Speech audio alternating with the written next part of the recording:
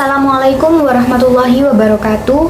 Pada kesempatan kali ini, kami dari kelompok 4 akan menjelaskan materi tentang Islam sebagai solusi problematika sosial budaya. Kami akan membahas mengenai 4 aspek penting yang perlu kita semua ketahui, yaitu yang pertama, apa pentingnya akhlak Islam dalam pengembangan budaya manusia. Yang kedua, bagaimana peran agama untuk membangun harmoni.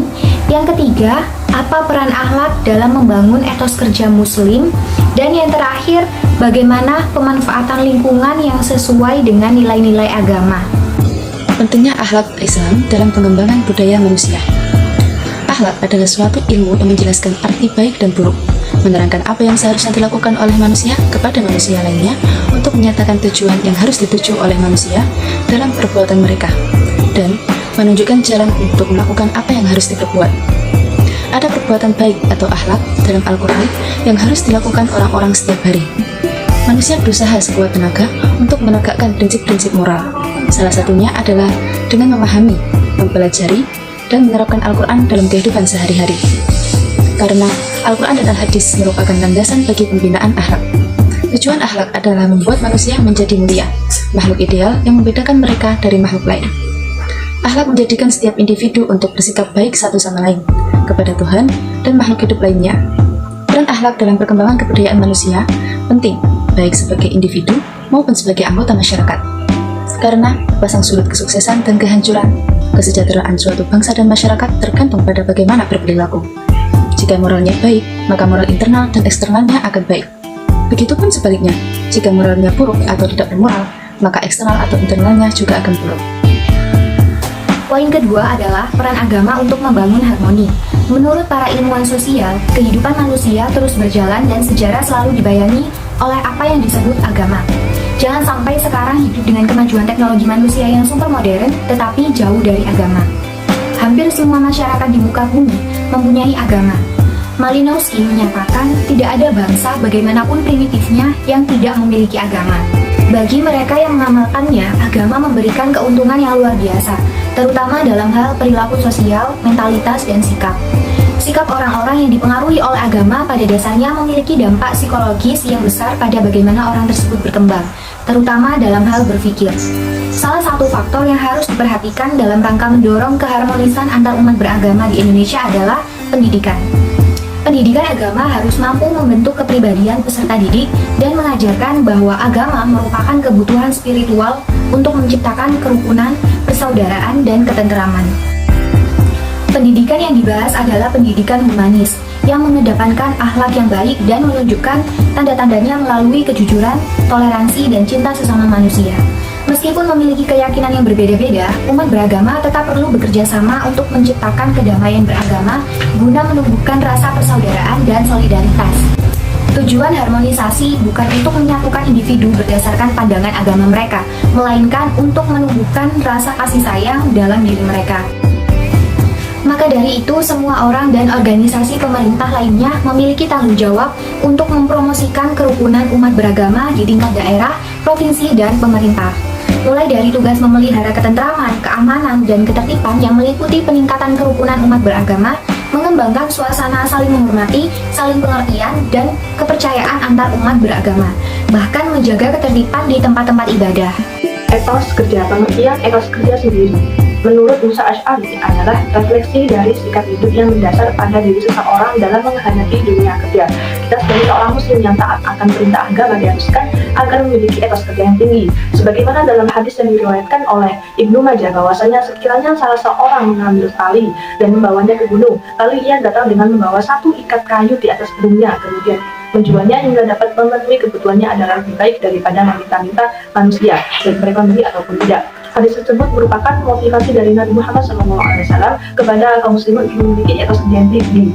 Kita dilarang oleh Nabi hanya bertopang dagu dan berpangku tangan mengharap rezeki datang dari langit. Bahkan dikatakan oleh Nabi bahwa tidak ada yang lebih baik dari usaha seseorang kecuali hasil kerjanya sendiri. Namun dengan ini tidak menjadikan alasan kita untuk bekerja dengan cara apapun sampai mengambil dengan cara yang tidak halal dan bertentangan dengan syariat Islam. Ada karakteristik etos kerja seorang muslim. Profesor Didi Hafidudin dan Dr. Hendri menyebutkan ada 6. Pertama, al-sholah. kedua al-itqan, ketiga al-ihsan, keempat al-mujahadah, kelima tanafus dan ta'awun, keenam mencermati nilai waktu. Di lain sisi Rasulullah menyeru untuk memiliki etos kerja yang tinggi. Rasulullah juga menegaskan agar manusia menyeimbangkan usaha untuk keperluan di dunia dan usaha untuk menyiapkan bekal di akhirat nanti. Jadi Rasulullah mencela orang yang hanya tekun ibadah dan melupakan tanggung jawabnya sebagai makhluk sosial. Demikian halnya Rasulullah lebih mencela orang yang menyibukkan dengan bekerja keras, banting tulang, namun lupa kewajibannya sebagai makhluk Allah untuk mengabdi padanya. Maka yang dikehendaki oleh Islam adalah keseimbangan antara keduanya. I'mal li dunyaka ka'annaka ta'ishu abadan wa i'mal li akhiratika ka'annaka ta'budu, dan artinya bekerjalah untuk duniamu seakan-akan engkau akan hidup selamanya, dan bekerjalah untuk akhiratmu seakan-akan engkau akan mati besok pagi. Baik, saya akan menjelaskan poin keempat, yaitu pemanfaatan lingkungan sesuai nilai agama. Agama mengajarkan setiap umat untuk mengetahui dan menyadari arti penting menjaga lingkungan sehari-hari. Di dalam agama, mengajarkan untuk selalu peduli terhadap lingkungan. Agama juga mengajarkan bagaimana cara hidup dan melestarikan lingkungan hidup dan setiap kerusakan alam. Lingkungan sekitar akan memberikan dampak buruk bagi manusia. Agama sebagai sumber nilai dapat merubah alam menjadi suatu sumber kehidupan yang positif maupun negatif.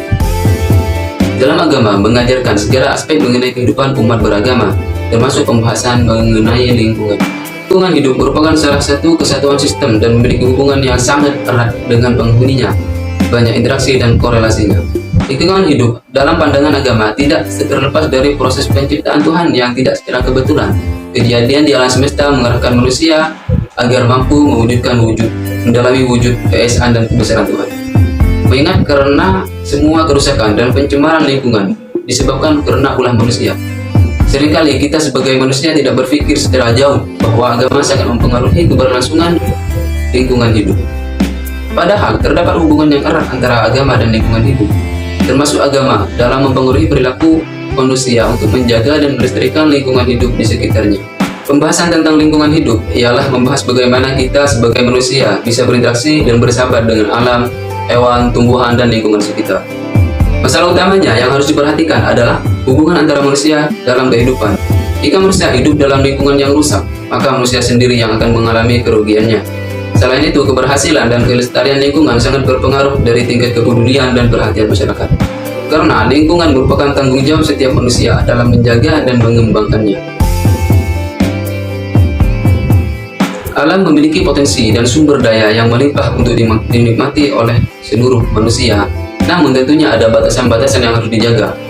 Kesadaran dari masyarakatlah yang harus ditegakkan, seperti ikut serta dalam menjaga lingkungan, tidak membakar sampah ataupun membuang sampah sembarangan, mengganti dengan pohon yang baru apabila akan melakukan penebangan, dan ikut serta dalam mengatur lingkungan hidup sekitar. Ada 3 ayat dalam surah yang berbeda-beda yang menjelaskan tentang alam dan lingkungan. Yang pertama itu Quran Surah Al-Jathiyah ayat ke-13, yang kedua Surah Al-A'raf ayat ke-7, dan yang ketiga Quran Surah Ibrahim ayat ke-32. Makna atau pelajaran yang dapat kita ambil dari ketiga ayat di atas.